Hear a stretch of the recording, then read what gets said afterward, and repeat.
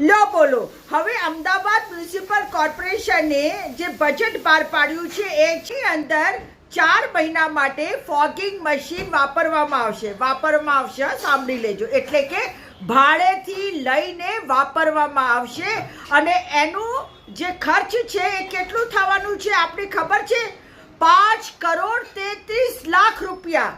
અને કેટલા ઝોનમાં જવાની છે આ મશીનો? મધ્ય ઝોનમાં 20 મશીનો, ઉત્તર ઝોનમાં 25 મશીનો, પૂર્વ ઝોનમાં 30 મશીનો અને દક્ષિણ ઝોનમાં 36 મશીનો. આ મશીનોનું ટોટલ કરીએ તો લગભગ 111 મશીનો થાય છે અને તેમનું જે ભાડું છે એ ભાડું ચૂકવવા માટે અમદાવાદ મ્યુનિસિપલ કોર્પોરેશને 5,33,00,000 રૂપિયા અલગથી મૂકી દીધા છે, એટલે કે ધુમાડું કરવા માટે.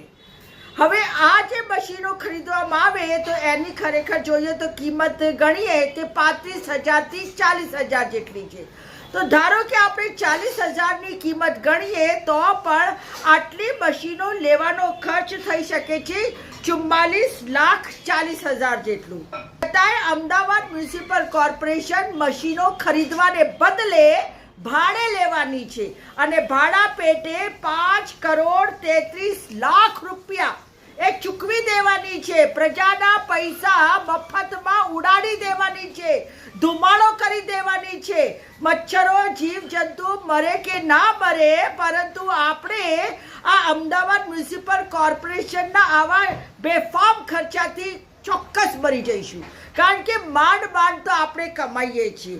એક ઘરના વ્યક્તિઓ બધું કરકસર કરીને જેમ તેમ ઘર ચલાવે છે. અમદાવાદ મ્યુનિસિપલ કોર્પોરેશનનું ટેક્સ આપે છે, શિક્ષણ ટેક્સ આપે છે, રોડ ટેક્સ આપે છે, જીએસટી આપીએ છીએ બધી બાબતોમાં. અને આટલો બધો ખર્ચો આપણે સરકારને આપીએ છીએ અને સરકાર આપણને શું આપે છે સામે? આવા કરોડના ખર્ચાઓ જે આપણા માથે પડવાના છે. કોઈ અધિકારીઓના ખિસ્સામાંથી નથી જવાના કે કોઈ રાજકારણીઓ કે ભાજપના કાર્યકર્તાઓના ખિસ્સામાંથી નથી જવાના, આપણને જ ભોગવવાના છે.